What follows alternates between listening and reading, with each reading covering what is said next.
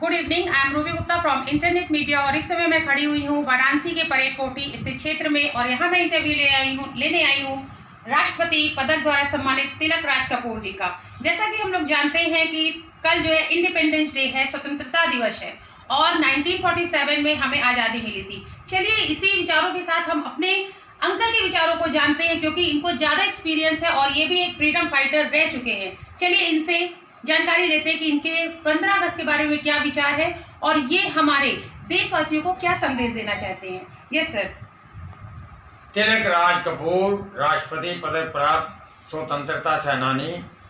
सबसे पहले मैं देशवासियों को 15 अगस्त की बधाई देना चाहता हूं और ये बताना चाहता हूं कि 15 अगस्त को जो झंडा आरोहण किया जाता है, इस झंडे के लिए एक नहीं हजारों अनेक जो हमारे शहीद थे उन्होंने अपनी कुर्बानी दी और इस झंडे को फहराया। मुझे याद है वो वक्त 1942 का, जब अंग्रेज़ों भारत छोड़ो क्विट इंडिया, वो सबसे बड़ा आंदोलन आज़ादी का था। इससे पहले कई आंदोलन राष्ट्रपिता जी ने चलाए, लेकिन सबसे अंतिम और आखिरी निर्णायक जो आंदोलन आज़ादी का था वो 1942 का था और 9 तारीख को काकोरी कांड भी उसी संदर्भ में हुआ था। प्यारे भाइयों, कल 15 अगस्त है। 15 अगस्त का दिन हम सब के लिए एक गर्व का दिन है, एक आज़ादी का दिन है और ये आज़ादी का जो पर्व है, ये सिर्फ भारत में ही नहीं, पूरे विश्व में जहाँ जहाँ हिंदुस्तानी लोग हैं, भारतीय लोग हैं, वहाँ इसको मनाया जाता है। और ये खुशी की बात है कि अमेरिका, जो पूरे दुनिया के अंदर जिसका नाम है, न्यूयॉर्क के अंदर वर्ल्ड ट्रेड सेंटर जो 9 और 11 जिस पर हुआ था, जो दुनिया का सबसे बड़ा ऊंचा ट्रेड माना जाता है, वहाँ भी इस झंडे को फहराया जाएगा। और ये झंडा, इस झंडा के लिए न जाने कितने लोगों ने लाठियाँ खाई, कितने लोगों ने गोलियाँ खाई।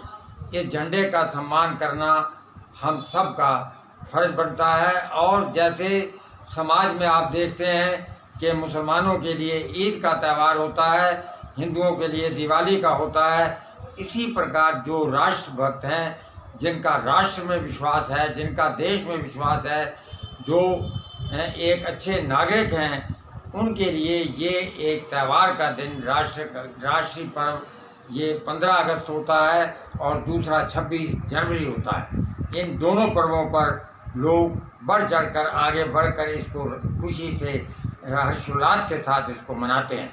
मैं ये बताना चाहूँगा कि आज़ादी के वक्त में, जिस वक्त आज़ादी का आंदोलन चलता था, तो सत्याग्रही एक बहुत बड़ा मंचन बनाते थे। जिस तरीके से खेत के अंदर एक बड़ा परिंदों के लिए या खेत की सुरक्षा के लिए एक बहुत बड़ा लगभग 15-16 फुट का बहुत बड़ा मंचन बनाया जाता है, उस पर सत्याग्रही चढ़ जाते थे सीढ़ी से और उन्हीं को अंग्रेज सरकार गिरफ्तार करती थी। और वो जब नीचे उतरते थे तो इनकलाब जिंदाबाद, इनकलाब जिंदाबाद के नारे लगाते हुए, और हम लोगों के जिम्मे ये होता था कि इनको सत्याग्रहियों को खाना खिलाना, सत्याग्रहियों को पानी पिलाना। उसी में 1942 में जब रात को हम अपने दोस्तों के साथ, 3-4 दोस्तों के साथ, पूरा नगर उसको पाट दिया गया दीवारों के ऊपर, क्विट इंडिया, अंग्रेज़ों भारत छोड़ो, अंग्रेज़ों भारत छोड़ो, करो या मरो। दूसरे दिन अंग्रेज ने हम लोगों को गिरफ्तार किया और 9 कोड़ों का सज़ा मिली। आज भी वो निशान मेरे शरीर पर बने हुए हैं। तो अंग्रेज़ों के वक्त में जो अत्याचार हमारे पर हुए, उनकी जब भी याद आती है तो आंखों में आंसू आ जाते हैं। लेकिन उसी वक्त 1942 के बाद अंग्रेज यहाँ पर जो भारत के अंदर वायसराय था, उसका नाम लॉर्ड वेव्स था। लॉर्ड वेव्स उसको चर्चिल ने लंदन से ये संदेशा दिया कि आप गांधी जी से मिल करके उनको विश्वास दिलाओ और उनसे मदद लो, क्योंकि जापान आगे बढ़ रहा है और जापान धीरे धीरे कहाँ पर पहुंच गया, बर्मा तक पहुंच गया। बर्मा के बाद उसका निशाना जो था वो इंडिया पर था और अंग्रेज़ ने सोचा कि ये इंडिया भी हमारे हाथ से निकल जाएगा। तो ऐसे हालात में उन्होंने उस वक़्त महात्मा गांधी से मदद की गुहार की और महात्मा गांधी ने, मुझे याद है अच्छी तरह कि एक एक गांव में जाकर उस वक़्त 7-8 बच्चे एक एक परिवार में हुआ करते थे, एक एक बच्चा उन्होंने मांगा और एक एक बच्चा वो भर्ती हुआ फौज में। होने के बाद उन्होंने बड़ी दिलेरी के साथ फौज में लड़े और अंत में अंग्रेज़ों को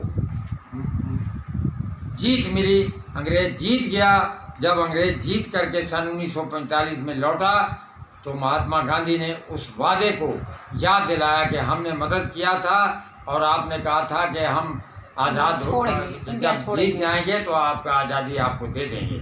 तो उसके बाद सन 1947 में देश का बंटवारा हुआ और 15 अगस्त आज के कल के दिन, यानी कल 15 अगस्त है, 15 अगस्त को हम लोगों को आज़ादी मिली। अब आने वाली पीढ़ी, ये मैं देश के नौजवानों को, युवकों को ये मैं संदेश देना चाहूँगा कि जो हमारे पूर्वज, जो हमारे साथी जिन्होंने बलिदान दिया, जो शहीद हुए हैं, क्योंकि जो शहीद हुए हैं उनका शहीद होना तभी सार्थक होगा, उनका बलिदान होना तभी सार्थक होगा कि हम इस आज़ादी को बनाए रखें और ये जिम्मेदारी हमारी आने वाली पीढ़ियों की है। इसलिए मैं ये संदेश देना चाहूँगा कि ज़्यादा से ज़्यादा शिक्षित बनो और ज़्यादा से ज़्यादा देश के अंदर घर घर में गृह उद्योग लगाओ ताकि हम आत्मनिर्भर हों। जय हिंद, जय भारत। क्या बात है सर, बहुत ही बढ़िया। मतलब कि आपने भी पीएम जैसी बात की कि हमें अपने देश को आत्मनिर्भर बनाना है और ये कैसे संभव है, शिक्षा से ही संभव है। और जैसे कि आपने बताया कि गृह उद्योग लगाकर, ये तो बहुत ही अच्छी बात है कि कहीं भी ना जाकर हम अपना गृह उद्योग लगाकर और आत्मनिर्भर बन सकते हैं। Thank you so much. I am Ruby Gupta from internet media. Thank you.